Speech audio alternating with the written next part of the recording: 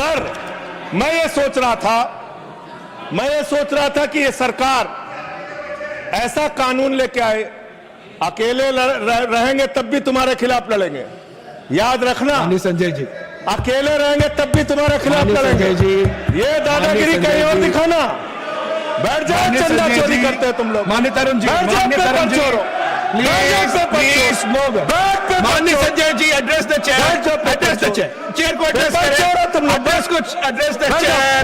माननीय संजय जी, मैं सीरियस कर रहा हूं सर, एड्रेस द चेयर। अरे नहीं एड्रेस द चेयर। माननीय तरुण जी, पेपर चोर, प्लीज सर मैं सोच रहा था संजय जी अंतिम में एक बात खत्म। माननीय तरुण जी, पेपर चोर, प्लीज अकेला रहूंगा तो लड़ूंगा तुमसे।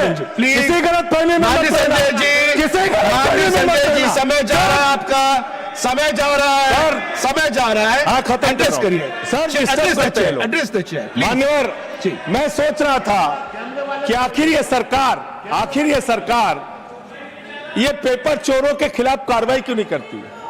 मुझे ये पता चला मान्यवर, ईडू टेस्ट नाम की एक कंपनी, खत्म कर रहा हूं, ईडू टेस्ट नाम की एक कंपनी जो गुजरात के अंदर ब्लैक लिस्टेड हुई, उससे बिहार में पेपर कराया गया, वहां भी ब्लैक लिस्टेड हुई।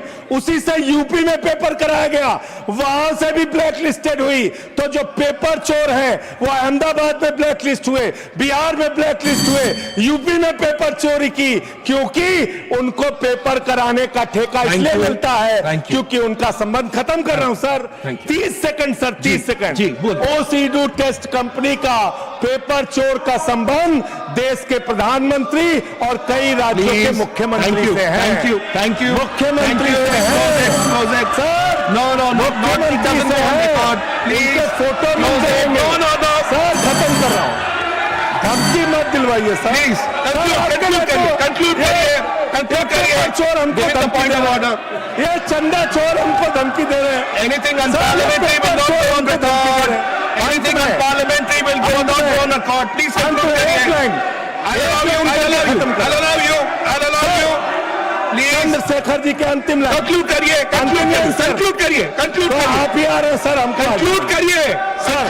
I'll have to put that one. I'll allow you. Conclude करिए। बिठाइए कंक्लूड करिए। उनके पेट पे दर्द शुरू हो गया। संजय जी, मिर्गी के झटके आ रहे हैं सर, उनको समझाइए। कंक्लूड करिए प्लीज। मिर्गी के झटके आ रहे हैं सर, उनको समझाइए सर। मैं आपको समय दूंगा। I'll give you the time, please. Conclude करिए सर, कंक्लूड करिए। अंत में चंद्रशेखर जी, स्वर्गीय प्रधानमंत्री जी की एक लाइन के साथ अपनी बात कहना चाहता हूं इस देश के नौजवानों की तरफ से आपको। जिन हाथों में शक्ति भरी है राज तिलक देने की, जिन हाथों में शक्ति भरी है राज तिलक देने की, उन हाथों में ही ताकत है सर उतार लेने की। इसलिए अहंकार मत करो। Thank you. पंजाब हो, झारखंड हो या कर्नाटक हो, क्या एक मंत्री के लिए एक रूल रहेगा या हर मंत्री के लिए अलग अलग रूल रहेगा? अब बॉल इनके कोर्ट में है और इन्हें तय करना है।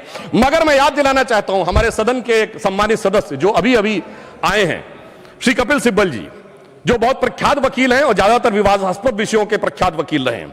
उन्होंने शिक्षा मंत्री रहते हुए यह वकालत करने चले गए कि साहब हम बच्चों को लीगल एड देंगे।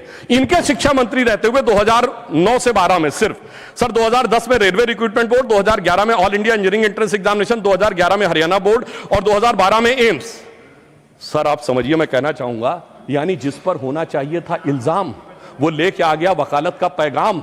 अब पता नहीं है छात्रों का करेंगे काम या करेंगे छात्र हितों का काम तमाम।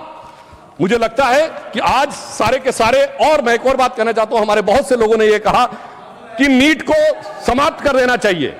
मैं सभापति महोदय बताना चाहता हूं, जब नीट नहीं थी 2016 में तो क्या होता था, प्राइवेट कॉलेजेस की सीटें नीलाम हुआ करती थी लाखों लाख रुपए में। वो गरीब और मध्यम वर्ग के बच्चे को तो कभी उसके लिए स्वप्न से बाहर था कि 25 लाख 50 लाख रुपए देकर एडमिशन पाएगा, पीजी में कहीं 1-1 करोड़ रुपए देकर एडमिशन पाएगा। मगर आज प्रधानमंत्री जी ने जो काम किया है इस साल के नीट में, कैसे कैसे बच्चों को अवसर मिला। कुछ उदाहरण देना चाहूंगा। राजस्थान के बाड़मेर में एक दिहाड़ी मजदूर लखा की बेटी को और बूंदी में राजस्थान की सूरज सैनी को मौका मिला है। भागलपुर का सूरज कुमार या रायसेन के मध्य प्रदेश का आदर्श लोधी या लखनऊ की वो नीलू जिसकी मां घरों में काम करती थी, गोरखपुर का वो विशाल तिवारी जिसके पिता ऑटो रिक्शा ड्राइवर थे, मुजफ्फरनगर का वो मोहम्मद सुहेल जिसके पिता ई रिक्शा चलाते थे। सभापति जी, इन बच्चों के अरमान पूरे होने का यदि श्रेय किसी व्यक्ति को जाता है तो प्रधानमंत्री श्री नरेंद्र मोदी जी को। इन बच्चों के अरमान पूरे हुए, मगर जो कैपिटेशन फीस लेके सैकड़ों करोड़ प्रति वर्ष कमाते थे, उनके अरमानों पे बिजली गिरी है। और उस बिजली गिरने के कारण एक कहावत होती है कि तन बदन में आग लगना, मगर सभापति जी इनके तन बदन और धन तीनों में आग लगी हुई है।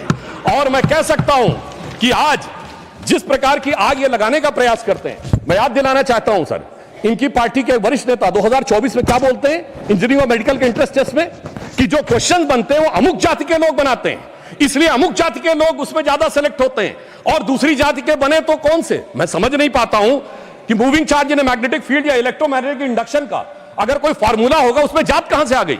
सभापति जी 9th क्लास में मैंने पढ़ा था, अगर सेंट्रीग्रेड को फॉरेन हाइट में चेंज करना है तो C/5 = M-32/9 होता है। अगर ये सवाल पूछा जाएगा तो सवाल और जांचने वाले में जात कहां से आ गई। मैं जेनजी से कहना चाहता हूं, समझिए इनके खतरनाक इरादे। ये उस समय भी आपको गुमराह करने में लगे हुए थे, और आज आदरणीय खड़गे जी ने कहा कि SC ST OBC के रिजर्वेशन के बारे में। सभापति महोदय, शिक्षण संस्थाओं में SC ST OBC का रिजर्वेशन, बिजला जी ने बोला था सर, जैसे ही दूसरा वाला वोट बैंक दिख जाता है, AMU SC ST OBC reservation साफ, Jamia Millia Islamia SC ST OBC का रिजर्वेशन साफ, कश्मीर में SC ST रिजर्वेशन देने की जरूरत ही नहीं है। हजारों संस्थाओं को माइनॉरिटी घोषित करके SC ST OBC का रिजर्वेशन साफ। और याद करिए सर, कश्मीर में यह प्रावधान था कि वाल्मीकि समाज की एक बच्ची जब वो PhD करके गई कि यूनिवर्सिटी में लेक्चरर बनना है, तो उससे कहा गया तुम्हारे डोमिसाइल के हिसाब से तो सिर्फ सफाई कर्मचारी बन सकते हो। और ये लोग आके आज मनुस्मृति की बात करते हैं। मुझे लगता है कि आज वो धारा 370 हटने के बाद उन्हें वास्तविक अधिकार मिला है। और मैं ये भी कहना चाहूंगा, इतना ही नहीं सर, रिजर्वेशन में इन्होंने ऐसी घुसपैठ की है माइनॉरिटीज की कि अभी एक केस जो था हाईकोर्ट ने क्वैश किया है पश्चिम बंगाल सरकार का। सर, इन्होंने OBC के आरक्षण में ऐसा किया, आगे का दरवाजा खोला, पीछे का दरवाजा खोला, और रोशनदान भी खोल दिया कि किस प्रकार से अपने वोट बैंक के सारे लोगों को माइनॉरिटी में लाया जा सके। अब मैं यह भी कहना चाहता हूं सर, खड़गे जी ने जो कुछ भी बोला, अब उस विषय के ऊपर मैं बोल चुका हूं, इसलिए मैं दोबारा नहीं बोलना चाहता, मगर फिर मैं बताना चाहता हूं, आज समाज में जो लड़ाई लगाने की बात की जाती है, आई जस्ट रिपीटिंग क्विकली कि डॉक्टर अंबेडकर ने अपनी किताब हु और शूद्राज में chapter number 1 page number 1 paragraph number 3 में लिखा है, there is no connection of modern day scheduled caste with the Vedic age Shudras. Second, उन्होंने द अनटचेबिलिटी में लिखा है, पेज नंबर 155 पे आप कहेंगे तो मैं अभी आपको ऑथेंटिकेट कर सके दे सकता हूं, जिसमें उन्होंने लिखा देयर वाज नो अनटचेबिलिटी मनुदेरा started on 4th century, subsequent become on 8th century. अब 8th सेंचुरी से इस देश में क्या हुआ था, ये भी याद रखने की जरूरत है। पर मैं ये कहना चाहता हूं सर एक और बात, कि आज जो लोग कॉम्पिटिटिव एग्जाम वाले बच्चों के लिए कि नेता बनने का प्रयास कर रहे हैं, सर उन्होंने कभी जिंदगी में कंपटीशन देखा है? कभी नहीं देखा सर। ये वो नेता हैं जिन्होंने एजुकेशन में कंपटीशन नहीं देखा, नौकरी में कंपटीशन नहीं देखा, पॉलिटिक्स में कंपटीशन नहीं देखा, और अपनी पार्टी में तो ऐसी रेस दौड़ते थे जिसमें एक ही आदमी दौड़ना होता था। तो आप सोचिए कि जिन्होंने कभी रियल में कॉम्पिटिटिव एग्जाम क्वालिफाई नहीं किया, मतलब फेस ही नहीं किया। दूसरी तरफ हमारे नेता नरेंद्र मोदी जी जमीन से एक एक परीक्षा को पूरे करते हुए किस प्रकार से उभर कर सामने आए, तो साफ समझा जा सकता है। मैं सर कोट करना चाहता हूं सर, दुनिया की सबसे बड़ी, सर आपने अपने टर्म में बोलिए, दुनिया की सबसे बड़ी कंपनी एनवीडिया के चीफ सर जेनसेन हुआंग ने 23 सितंबर 2024 को कहा है, एनवीडिया के CEO ने, उसने कहा whenever I meet PM Modi I find an incredible student in him.